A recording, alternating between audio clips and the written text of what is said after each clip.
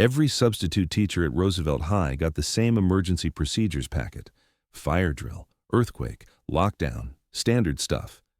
But when Mr. Thompson studied his copy, he made notes that nobody else understood. Room layouts, sight lines, tactical advantages. The office staff thought he was just being thorough. They were wrong. Because James Thompson wasn't planning to follow the emergency procedures, he was planning to replace them with something far more effective. I wonder where you're watching this story unfold from today. Whether you're in a bustling city like New York or a quiet town in the Midwest, you've probably encountered a substitute teacher who seemed a little different. Maybe they were too serious, too observant, or just carried themselves in a way that didn't quite fit. But rarely does anyone discover what made them that way, until a moment of crisis reveals everything. James Thompson had perfected the art of being invisible.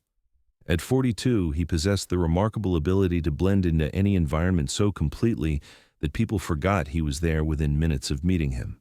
Average height, average build, generic button-down shirts in muted colors, and a demeanor so unremarkable that he could stand in a crowded room and remain completely unnoticed. This wasn't an accident. This was 20 years of specialized training compressed into civilian camouflage. Roosevelt High School had been using James as a substitute teacher for 3 months, and in that time, he'd become a fixture that nobody really saw. The principal, Mrs. Rodriguez, barely looked up when he signed in each morning. The regular teachers offered polite nods but never bothered learning his name. The students saw him as just another face in the endless parade of substitute teachers, someone to endure until their real teacher returned. What they didn't know was that James Thompson had once been Staff Sergeant James Mitchell, Navy SEAL Team 6, with 15 years of active duty and deployments to some of the world's most dangerous locations. They didn't know that he'd left the military not because he wanted to, but because watching his entire team die in an ambush in Afghanistan had left him with survivor's guilt so profound that he could no longer function in an operational capacity. They didn't know that his PTSD wasn't the kind that made him jumpy or aggressive. It was the kind that made him hyper-vigilant, constantly scanning for threats, always planning, always ready. The military had taught him to think tactically in every situation, and 3 years of civilian life hadn't dulled that instinct one bit. Every morning, James arrived at Roosevelt High at exactly 7:15 a.m. He'd park in the same spot, third row, center, with clear sightlines to all entrances and a quick exit route. He'd walk the same path through the building, noting any changes: new construction, moved furniture, unfamiliar faces, maintenance work that might affect building security. In the main office, he'd sign the substitute teacher log with his practiced civilian signature, so different from the precise military script he'd once used. Mrs. Chen, the administrative assistant, would hand him his assignment folder and emergency procedures packet, the same one every substitute received. But while other substitutes might glance at the emergency procedures and toss them aside, James studied his copy like it was a mission briefing. He'd noted that the lockdown procedure called for teachers to lock their doors, turn off lights, and move students away from windows. Standard protocol designed by administrators who'd never faced real violence. James saw the flaws immediately. The policy assumed that threats would remain in hallways, that locked classroom doors would provide adequate protection, and that first responders would arrive quickly enough to matter. His experience told him these assumptions were dangerously naive, so he made modifications. In the margins of his emergency packet, he'd sketched sight lines, marked choke points, and identified the 3 best defensive positions in every classroom he'd been assigned to. He'd noted which rooms had multiple exits, which had the sturdiest furniture for barricades, and which offered the best cover if violence erupted. The office staff noticed his meticulous note-taking and assumed he was just being thorough. Mrs. Rodriguez had even commented to Mrs. Chen that it was refreshing to see a substitute who took the job seriously. They had no idea he was conducting tactical assessments. Room 237 was James's assignment for the week, covering for Ms. Patterson's sophomore English classes while she recovered from surgery. It was a corner classroom on the 2nd floor, with windows facing the parking lot and a single door that opened onto the main hallway. In military terms, it was defensible but not ideal. Limited exits, too many windows, and no covered approach routes. The students had quickly pegged him as another boring substitute. Unlike their regular teacher, who was animated and personable, Mr. Thompson was quiet, methodical, and seemingly disinterested in connecting with them personally. He'd arrive precisely when the bell rang, deliver the lesson Ms. Patterson had prepared, and spend the rest of the period sitting at the desk, apparently grading papers. What they didn't realize was that James never graded papers during class. Instead, he was memorizing faces, learning names, and mentally cataloging each student's personality and likely reactions under stress. Sarah Martinez, front row center, was a natural leader who stayed calm under pressure. Marcus Williams, back corner, was athletic and protective of smaller students. Emma Foster was anxious and would likely panic in an emergency. These weren't random observations. They were the same threat and asset assessments he'd conducted on villages in Afghanistan, the same mental mapping that had kept his team alive for years. Jessica Torres, a particularly observant junior, had noticed Mr. Thompson's constant vigilance. "He's always watching," she'd whispered to her friend during a break between classes. "Like, he never stops looking around. It's weird." Her friend Madison had laughed it off. "He probably thinks we're going to steal something. Old substitute teachers are paranoid." But Jessica wasn't convinced. There was something different about the way Mr. Thompson observed them. Not suspicious or distrustful, but protective, like he was watching for threats, not from them. Tuesday, November 15th, started like any other day. James arrived at his usual time, conducted his standard reconnaissance walk through the building, and noted that the main entrance's security camera was malfunctioning. A maintenance worker was installing a new system, which meant there would be a temporary blind spot in the school's security coverage. In his military mind, this immediately elevated the day's threat level. Compromised security systems were often exploited by hostile forces, and his training had taught him to treat any security vulnerability as a potential attack vector. He mentioned the camera issue to Mrs. Chen when he signed in. "Might want to have someone keep an eye on the main entrance until that's fixed," he said casually. Mrs. Chen barely looked up from her computer. "Oh, it's fine. The repair should be done by lunch. Thanks, though, Mr. Thompson." James nodded and collected his assignment folder, but the security concern gnawed at him. In Afghanistan, seemingly minor vulnerabilities had often preceded major attacks. Insurgents were patient, methodical, and opportunistic. They waited for weakness and then exploited it with devastating efficiency. As he walked to room 237, James's tactical mind was already running scenarios. What if someone was monitoring the school's security systems? What if they knew about the camera malfunction? What if they were planning to take advantage of the temporary vulnerability? Most civilian minds would dismiss such thoughts as paranoid. James's military training had taught him that paranoid people lived longer. At 9:27 a.m., the lockdown announcement came over the PA system, but something was immediately wrong. Mrs. Rodriguez's voice was strained, unnatural, and she stumbled over words she'd said hundreds of times during previous drills. "Attention all students and staff," the announcement began, but James could hear the tension underneath the practiced words. "We are now beginning our lockdown drill. All teachers should lock their doors, turn off lights, and move students away from windows. This is a drill." But the way she emphasized drill sounded forced, like she was reading from a script under duress. James was already moving, while the students began their typical reluctant migration away from the windows. He was at the door, turning the lock, but also listening intently to the sounds from the hallway. Standard drill procedure called for administrators to walk the halls checking doors, but the footsteps he heard were wrong, too heavy, too purposeful, and wearing what sounded like boots rather than the dress shoes administrators typically wore. "Mr. Thompson," Marcus Williams called from the back of the room, "aren't you supposed to turn off the lights?" "In a moment," James replied, his hand still on the door handle. Through the small window, he could see movement in the hallway, but it wasn't the casual pace of administrators conducting a routine drill.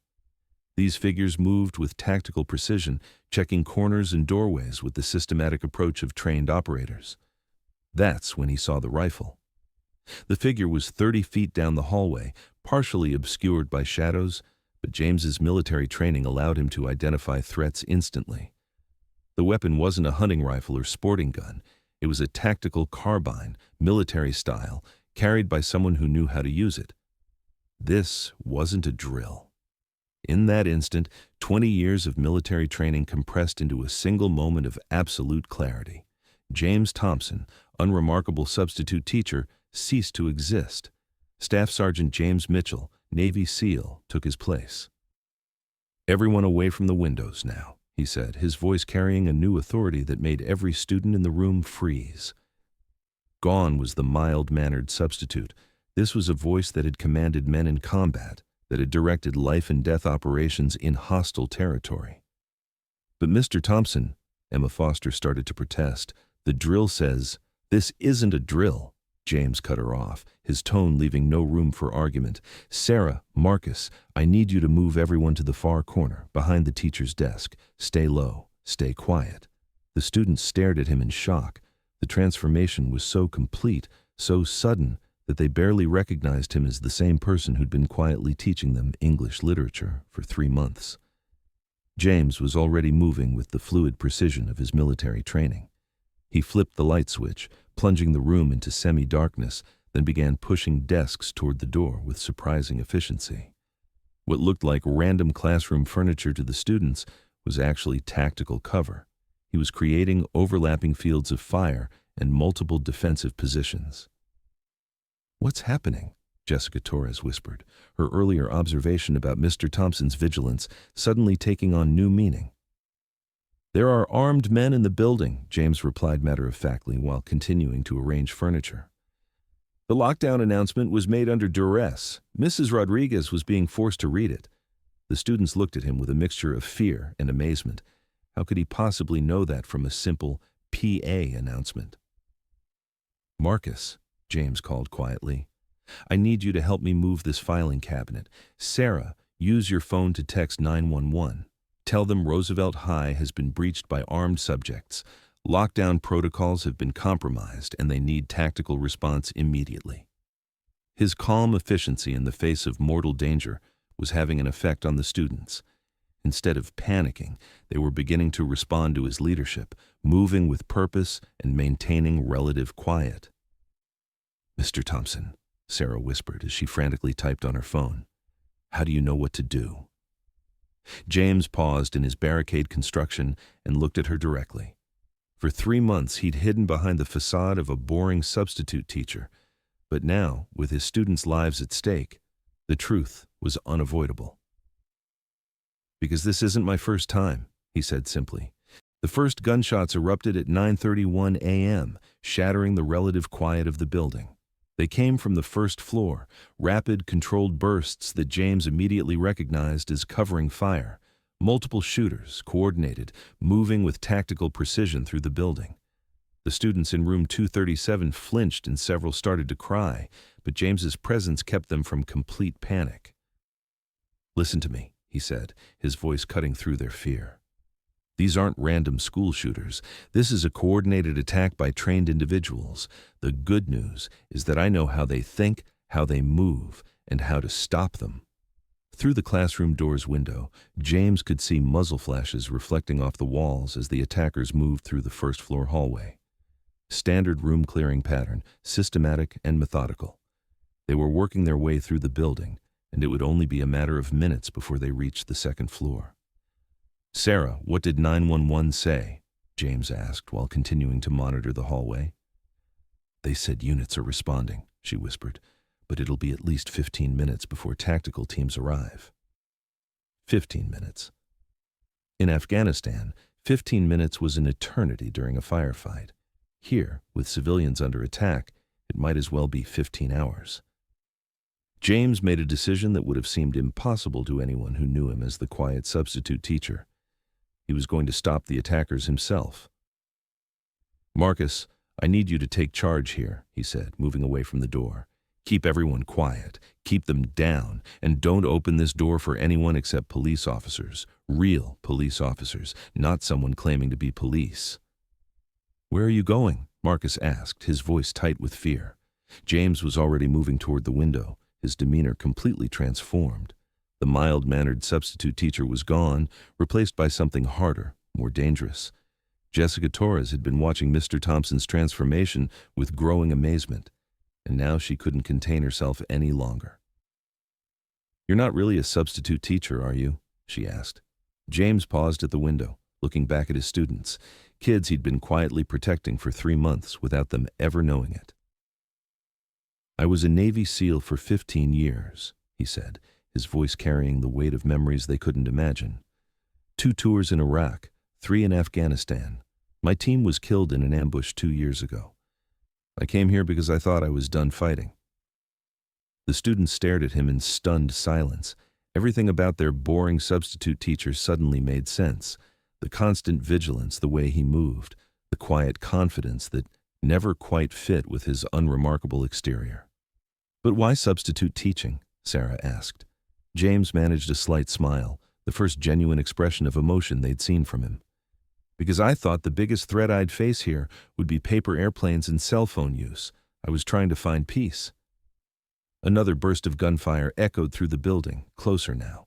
The attackers were moving to the 2nd floor. "Sir," Marcus said, using a title that came naturally despite the circumstances, "what do you need us to do?" The question revealed how completely the dynamic had shifted. These teenagers, who'd barely acknowledged him for 3 months, were now looking to him for leadership in the most dangerous moment of their lives. "Stay here, stay quiet, and trust that I know what I'm doing," James replied.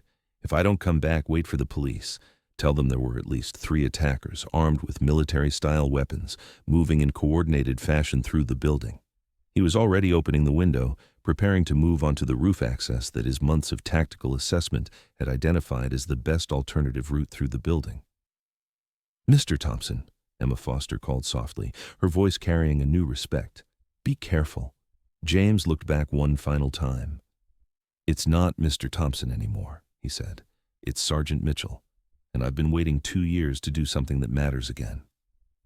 What happened next would become legend at Roosevelt High, though most students wouldn't learn the full details until much later. James Mitchell, moving with the ghost-like precision that had made him one of the Navy's most effective special operators, began systematically hunting the attackers through their own building. Using maintenance shafts, roof access, and alternate routes that he'd memorized during his months of substitute teaching, James was able to move through Roosevelt High without being detected. His first objective was reconnaissance, determine the exact number of attackers, their weapons, their positions, and their tactical approach. From a ventilation access point near the main office, he observed 3 armed men moving with professional precision through the 1st floor. They were wearing tactical gear, carrying military-grade weapons, and communicating through radio headsets. This wasn't a random attack. It was a planned operation. But James had advantages they didn't know about. He knew every inch of this building, every hiding spot, every tactical position. More importantly, he knew they weren't expecting resistance from someone with his training.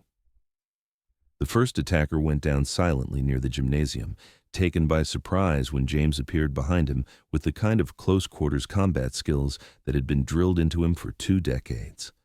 One moment, the man was advancing down an empty hallway. The next, he was unconscious on the floor with his weapon secured. The second attacker was neutralized near the cafeteria when James used his knowledge of the building's acoustics to create a diversion, drawing the man into a position where he could be disarmed without firing a shot. The third attacker proved more challenging. He was positioned in the main hallway with good sight lines and was maintaining radio contact with his team. But James had spent years developing patience in Afghanistan, learning to wait for the perfect moment when perfect execution was possible. When that moment came, it was decisive. Back in room 237, the students huddled in their corner, listening to the sounds of combat echoing through the building. But gradually, those sounds changed. The random gunfire stopped. The shouted commands ceased. An eerie quiet settled over Roosevelt High. "What's happening?" Emma whispered. Sarah, who had been monitoring police radio feeds on her phone, looked up with amazement. "The 911 dispatcher is saying that someone inside the building has neutralized the threat. They're telling responding units that the scene is secure. Marcus shook his head in disbelief. Mr. Thompson, Sergeant Mitchell, he actually did it. By himself? Jessica asked. Before anyone could answer, there was a soft knock on the classroom door. 3 short, 2 long, 1 short. A pattern that sounded almost like code. That's him, Sarah said, recognizing something in the rhythm. When Marcus opened the door, they saw their substitute teacher standing in the hallway. But he looked different now. His clothes were disheveled, his demeanor was alert and professional, and he carried himself with the confidence of someone who had just successfully completed a dangerous mission. Is everyone all right? He asked, his voice carrying genuine concern. We're fine, Sarah replied. Are the attackers? Neutralized, James said simply. All 3 are in custody, alive but unconscious. The building is secure. The students stared at him with a mixture of awe and gratitude. This man who they'd barely noticed for 3 months had just saved their lives and possibly the lives of everyone in the school. How did you? Marcus started to ask. Training, James replied. Lots of training and experience I hoped I'd never have to use again. The police tactical teams arrived to find Roosevelt High secured and 3 would-be attackers zip-tied and unconscious in the main hallway. The lead officer, Captain Stevens, found James sitting calmly in the principal's office, having already given Mrs. Rodriguez, who was shaken but unharmed, a full briefing on what had occurred. You're the substitute teacher who neutralized the threat? Captain Stevens asked, his tone suggesting he was having difficulty believing it. James Mitchell, formerly Staff Sergeant, Navy SEAL Team 6, James replied, handing over a folder. Complete tactical assessment, attacker profiles, and chronology of events. I've secured their weapons and equipment for evidence. Captain Stevens reviewed the folder with growing amazement. The level of detail, tactical precision, and professional competence was extraordinary. Mr. Mitchell, he said finally, I need to ask, how did you happen to be prepared for something like this? James was quiet for a moment, looking out the window at the emergency vehicles filling the parking lot. I wasn't prepared for this specifically, he said, but I've been prepared for something like this every day for the past 20 years. It's what we do. The official investigation would later reveal that the 3 attackers were domestic terrorists, planning to make Roosevelt High an example. They had studied the school's security systems, waited for the camera malfunction, and planned their attack for maximum casualties. They had expected to encounter only standard civilian lockdown procedures. They hadn't expected to encounter a Navy SEAL. News of the thwarted attack spread quickly, but James requested that his name be kept out of media reports. He had no interest in being labeled a hero or reliving his military service in public forums. All he wanted was to return to the quiet, anonymous life he'd been building as a substitute teacher. But his students had different ideas. The following week, when James returned to room 237 to complete his assignment covering for Ms. Patterson, he found something unexpected. Every student was present, even ones who typically skipped class. On the whiteboard, someone had written, "Thank you, Sergeant Mitchell." Sarah Martinez stood up as he entered. Mr. Thompson, Sergeant Mitchell, we wanted to say something. James set down his bag and looked at the faces staring back at him. These were the same kids who'd barely acknowledged him for months, but everything was different now. You protected us, Marcus said simply. You put yourself at risk to keep us safe, and we just wanted you to know that we'll never forget that. Jessica Torres raised her hand. Can I ask you something? Why did you become a substitute teacher after being a SEAL? This seems like such a different life. James considered the question carefully. For months he'd been asking himself the same thing. Because I thought I was done being a warrior, he said finally. I thought I wanted peace, anonymity, a quiet life where nobody depended on me for their safety. He paused, looking around the room at these kids who had become more important to him than he'd realized. But last week taught me something, he continued. Warriors don't stop being warriors because they take off the uniform. We just find different people to protect. Ms. Patterson returned from her medical leave the following month, but James's relationship with Roosevelt High had fundamentally changed. The principal, Mrs. Rodriguez, offered him a permanent position as a security consultant and part-time teacher.